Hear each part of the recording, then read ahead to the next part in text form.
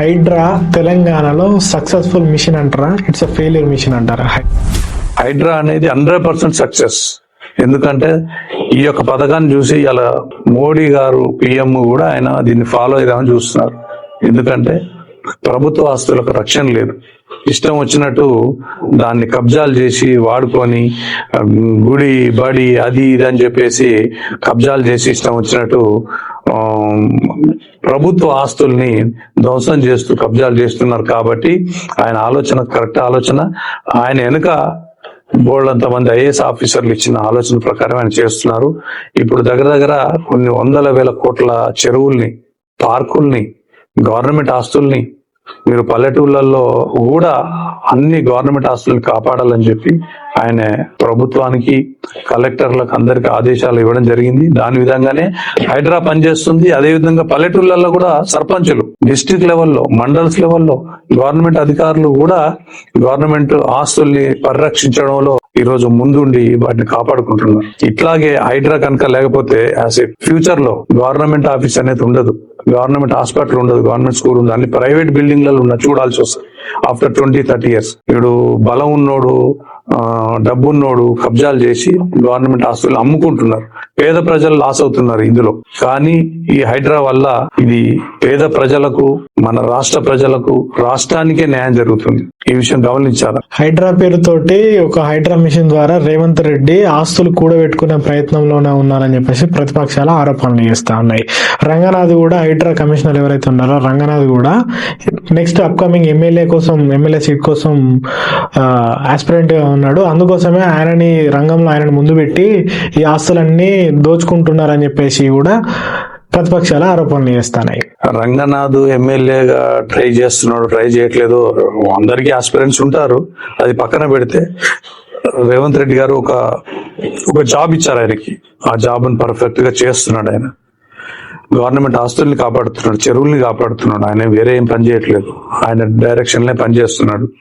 కాకపోతే ఇప్పుడు రేవంత్ రెడ్డి గారి సొంత తమ్ముడు, ఆయనది కూడా ఒక దగ్గర ఉంటే గవర్నమెంట్ పరిధిలో కొంచెం ఇబ్బందిగా ఉంటుంది. అది కూడా గవర్నమెంట్కి ఇచ్చేసాను. అందరికి తెలిసిందే, పేపర్లు వచ్చింది. ప్రభుత్వం గవర్నమెంట్ ఎట్లా డిసైడ్ చేస్తే అట్లా అని చెప్పి ఆయన వదులుకున్నాడు. అదే అధికారంలో ఉన్నటువంటి కొంతమంది ఎమ్మెల్యేలకు సంబంధించినవి కూడా అదే చెరువు పక్కకు, అదే బఫర్ జోన్ లో కూడా కొంతమంది ఎమ్మెల్యేల ఫామ్ హౌస్లు ఉన్నాయి. మరి వాటిని ఎందుకు కూల్చలేదంటారు? అన్ని కూల్చాడు. 99% అన్ని కూడా కూల్చుకుంటూ వస్తున్నాడు, కూల్స్తాడు. తప్పకుండా హైడ్రాకు న్యాయం జరుగుద్ది. ఏమన్నా పెండింగ్ లో ఉంటే, కొన్ని చట్ట పరిధిలో ఉంటే, కోర్టు పరిధిలో ఉంటే వాటిని ఆచితూచి అడిగేసి కూలుస్తున్నారు. ఎందుకంటే కోర్టు కూడా, కొంతమంది కోర్టుకు వెళ్ళి ఈ యొక్క పనుల్ని, హైడ్రాని ఆపుతున్నారు. ఇక్కడ ఇంకోటి మీరు గమనించాలి, ఇక్కడ హైడ్రా వల్ల 99% బీద ప్రజలు, బడుగు బలైన వర్గాలు, గవర్నమెంట్ బెనిఫిట్ అవుతుంది. ఇక్కడ లాస్ అవుతుంది 1%. గవర్నమెంట్ బెనిఫిట్ అవుతుందని మీరు అంటున్నారు. అదే హైడ్రా కూల్చివేతల వల్ల కొన్ని వేల మంది రోడ్ల మీద పడ్డారు. కొన్ని వేల మంది గర్భంతో ఉన్న గర్భిణీ స్త్రీలు కూడా రోడ్ల మీదకి వచ్చి ఇబ్బంది పడుతున్న సిచ్యువేషన్ లో సోషల్ మీడియాలో మీరు చూడలేదా? అదే అన్న, నేను అక్కడ ఇబ్బంది పడుతున్న ప్రజలు 1%, మాక్సిమం 2-3%. ఇప్పుడు మూసి సుందరీకరణ చేస్తున్నాడు. దాని పరివాహక ప్రాంతంలో కొంతమంది గుడిసెలు వేసుకుని ఉన్నారు. ఎవరు? ఒక 280 కుటుంబాలు. మనందరం చూస్తుంది పేపర్లో. 280 మంది కుటుంబాలు గుడిసెలు తీసేసాం. దాన్ని ప్రతిపక్షాలు గగ్గోలు చేసి, దాన్ని హైప్ చేసి, ఏదో చేసి 280 మందికి గవర్నమెంట్ ప్రాపర్ గా ఇందిరమ్మ ఇండ్లు, డబుల్ బెడ్రూమ్ ఇండ్లు కట్టిస్తామని చెప్పి లిస్టు రాసి వాళ్ళందరికీ న్యాయంగా ఇల్లు కట్టిస్తుంది. ఇకపోతే ఈ గరీబోళ్ళు కాకుండా మూసి యాక్చువల్ గా కబ్జాలు చేసిన వాళ్ళు ఉన్నారు, కొన్ని ఉన్నాయి. వాళ్ళన్నీ తీసేసారు, పోవాల్సిందే. అవి కాకుండా చెరువులు కబ్జా చేసి అవన్నీ పోవాల్సిందే. డబ్బున్నోళ్ళు, విల్లాలు కట్టుకున్నోళ్ళు, వాళ్ళవి తీసేస్తే ప్రాబ్లం ఉంది. డబ్బున్నోళ్ళే తీసేసేయాలంటే ప్రాబ్లం ఏం లేదు. అదే బఫర్ జోన్ అని చెప్పేసి ఎవరైతే పేదలు వాళ్ళైతే డైరెక్ట్ ఆక్యుపై చేసుకున్న వాళ్ళైతే కాదు, ఎవరో ఒకరి దగ్గర కొనుగోలు చేసి వాళ్ళు ఇల్లు కట్టుకున్న వాళ్ళే ఆ ప్రాంతాలలో ఉన్నారు. అటువంటి వాళ్ళు ఎండ్ ఆఫ్ ది డే ఎవరైతే ప్రజల కోసమే మనము ఈ పని చేస్తున్నప్పుడు అక్కడ ఉంది కూడా ప్రజలే కదా, ఆ ప్రజలను ఎందుకు ఇబ్బంది పెట్టాలి? అదే ఎవరైనా ఇప్పుడు వాళ్ళు ఎంత పర్సెంటేజ్ 1-3% ఉంటారు, అంతకంటే ఎక్కువ లేరు. ఆ గరీబోళ్ళు ఆ గుడిసెలను తీసి వాళ్ళకు ప్రాపర్ గా ఎవాల్యుయేట్ చేసి నిజమైన గరీబోళ్ళు డబ్బులు పెట్టుకున్నారా, ఊరికే గుడిసెలు వేసుకున్నారా, కరెక్ట్ గా కలెక్టర్ ఆధీనంలో చేసుకొని అవన్నీ కూడా వాళ్ళకు డబుల్ బెడ్రూమ్ కట్టిస్తున్నారు రేవంత్ రెడ్డి గారు.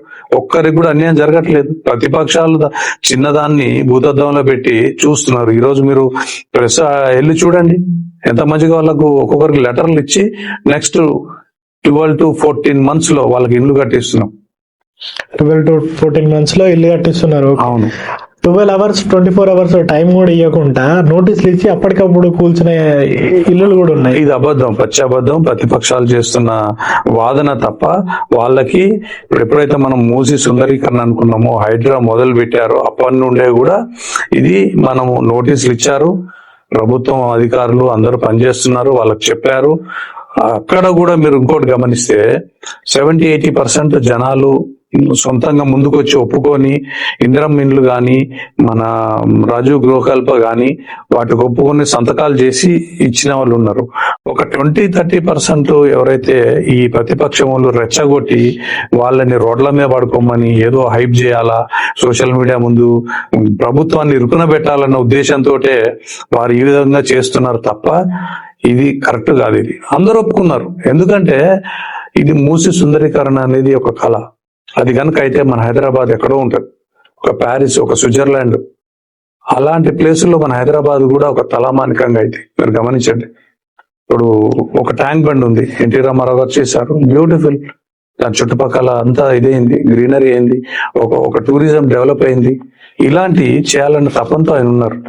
ఒక గాంధీ మార్గం చేయాలని, గాంధీ చౌక్ చేయాలని, మూసి సుందరీకరణ చేయాలని, ఇవన్నీ వచ్చే generations after 20-30 years generations enjoy చేస్తారు. గమనించాలా. రోడ్లు వైడనింగ్ చేస్తున్నాడు ఈరోజు. అవన్నీ ఎవరి కోసం? ప్రజల కోసం. రోడ్లు పోయేది ఒక 10% పీపుల్ కి. ఆ రోడ్ల వల్ల బెనిఫిట్ పొంది 90% జనాలు. గమనించాలా.